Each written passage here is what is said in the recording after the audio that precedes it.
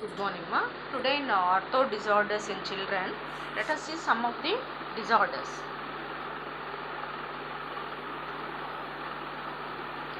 There are several orthopedic disorders in the children. Means the children will be having disorders even by birth, and sometimes are acquired after birth. Uh, Sometimes they will have diseases. Uh, uh, Sometimes they will have accidents, injuries, like this. And what are the common disorders? These disorders may be congenital or acquired, that is during their growth they may have the disorder, and sometimes due to some of the infections or neuromuscular problems.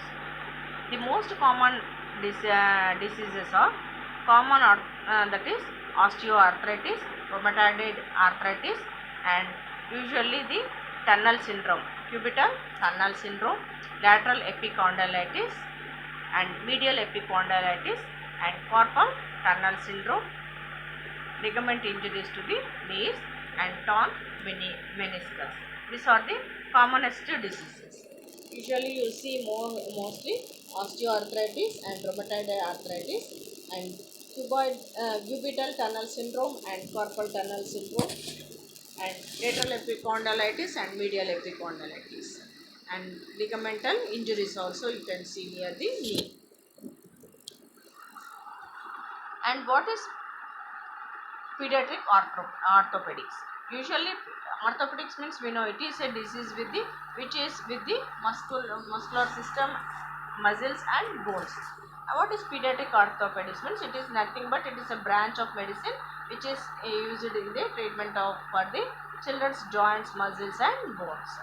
And usually a pediatric orthopedist is a doctor who is specialized in the treatment of those areas in children, ranging from the infants to teenagers. I mean, that means from birth of the child to the teenage group up to 12 or 12 plus. And what is an orthopedic problem? Coming to the orthopedic conditions, these are conditions or injuries and diseases that affect the musculoskeletal system, and this body system includes the muscles, bones, nerves and joints, usually the ligaments and tendons and the connective tissues.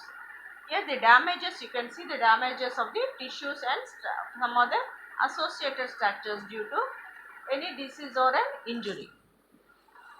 Coming to the causes, what are the common causes? Means idiopathic, that is unknown causes, and defective embryonic development of the spine, and neuromuscular paralysis, cerebral palsy, post polio, rickets, fractures, diseases of the hip and spine. These are the commonest causes: idiopathic, unknown cause, and defective embryonic development of the spine, neuromuscular paralysis, cerebral palsy, post polio, and rickets, fractures, diseases of the hip and spine. Everyday children are born with various orthopedic conditions, sickness and injuries, and if they are not treated in a right time, they will lead to the deformity. A kid needs are unique, and patients will seek care from and who are dedicated to the providing personal child friendly treatments, and to inform them about the conditions of their kids is very important. The first deformity is the flat feet. Coming to the flat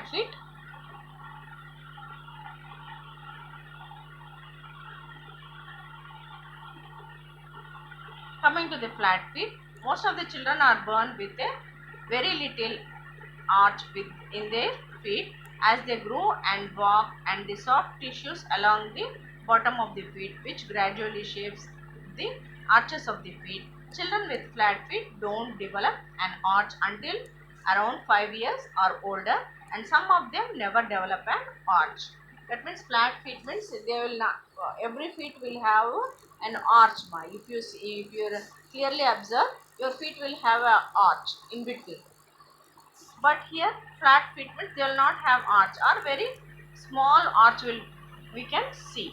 This it is also one of the deformity. And children with flat feet don't develop an arch until around 5 years. Sometimes after 5 years they can develop an arch. If this continues into adolescence, the child may experience aching pain on the bottom of the foot. Means that they will have more leg pains. The treatment is usually controversial, but the opinion of this condition reduces with ages, and most of the children are asymptomatic. In most of the children, they are no other symptoms will be seen, and they have only leg pains in the lower limbs. They will have pain in the foot. Surgery is rarely required unless the condition is inflexible.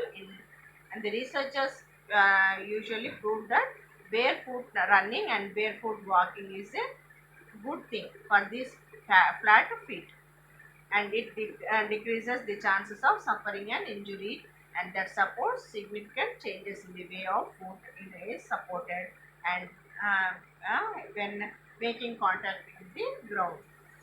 Actually, this is the only treatment, and usually barefoot walking and running is very good on the ground or on the grass, and exercises of barefoot on the grass.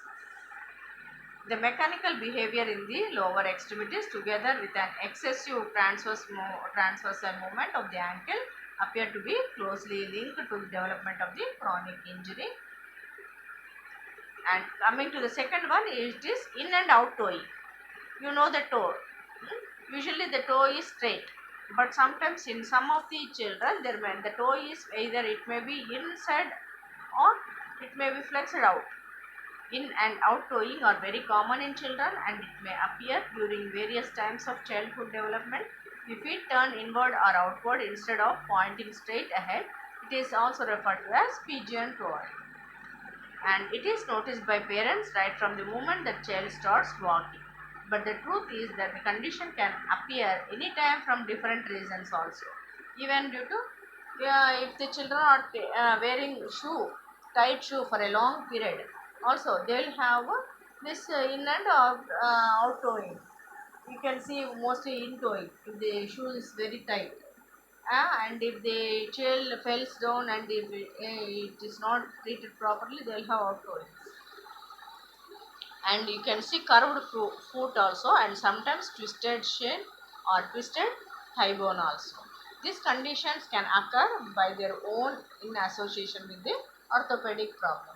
Sometimes due to injury also this can occur, and due to some orthopedic problems also due to congenital also you can see this twisted thigh bone.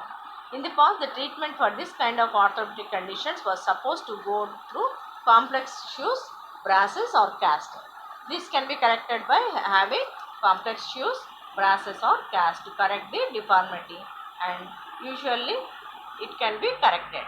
In very rare cases, the situation may lead to surgery if it is not corrected, and usually the fracturing a bone at the involvement of the leg and rotation by the or to make the leg straight can be done.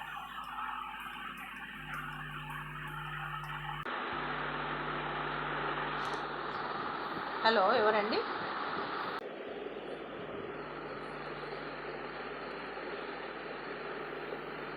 And if you see in very rare cases, the situation will lead to surgery, and usually you can see here the bone also will be involved, so it can be corrected only through surgeries. Coming to the third one is the bow legs. You know that bow legs means bow legs will be curved. Near the knees you can see the curvature. When the child with the bow legs stand up with their feet together, there is a distance space between the both legs and knees. It is normal to see bow legs in toddlers and children under 3 years of old, and usually when their child grows up, that usually the space is reduced and the treatment is considered. And surgery should not be the first opinion here, and if it is not corrected, even though sometimes bow legs surgery cannot be a solution. And the risk usually there are many risks such as removing or breaking and straightening certain bones, bone infections, nerve damage. Here you can see bone infections if there is breaking or certain due to some of the surgeries, bone infection, nerve damage, metal clamps on the legs, and unsightly scaring The most common type of surgery for these situations is osteotomy, and usually means cutting off the bone. In osteotomy, either the tibia or femur is cut and then reshaped. This surgical procedure helps correct the bowlegs by targeting the point of alignment of limb and paralleling the knee and ankle joint. Usually, the procedure is usually they cut the extended bone and usually they do the alignment parallel at the knee and ankle joint, and it takes about 2 months to recover after the surgery. Next, the fourth deformity is the knock knees. Means both the knees will be touching each other. In this case, these are angular deformities at the knee, in which the head of the deformity points inwards. It is typical in young children, but if a parent let them reach through the teenage years, and with this condition or even adult, it can become serious problems. Not only this problem can cause complications in the knee, but also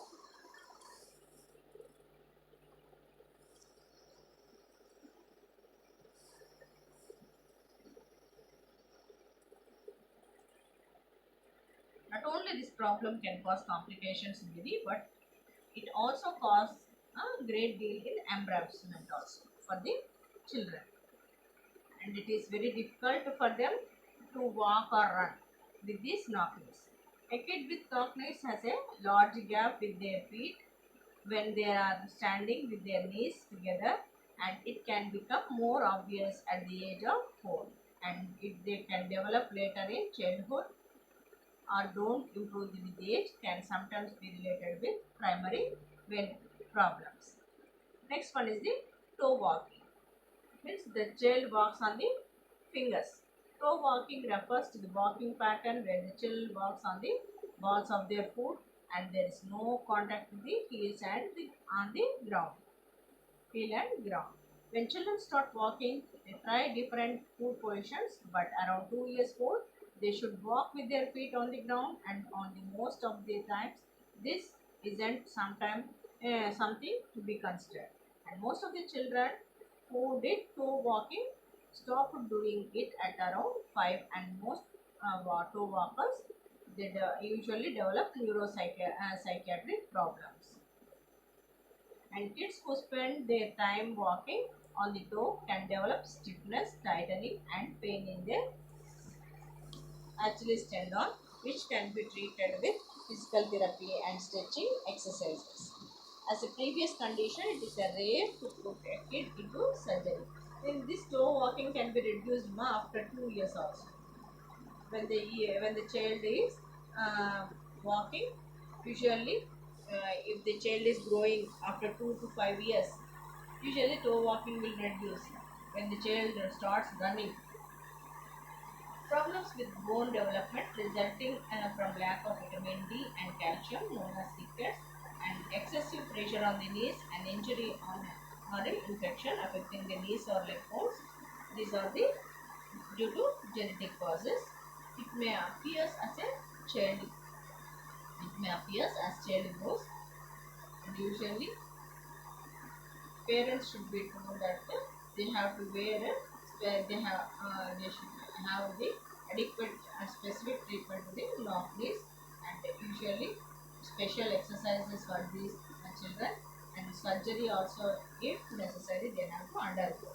At the age of 3 or more, 20% of children have at least 5 centimeter gap with their ankles, and by the end of 7, only 1% will have the gap. So, the surgery must be postponed, and first the treatment should be either with the aided shoes, cast, or sun due to physical exercises. Like this, due to regular walking and running, they can be reduced. The next class we'll see about the club football. Hope you understood the topic. Thank you.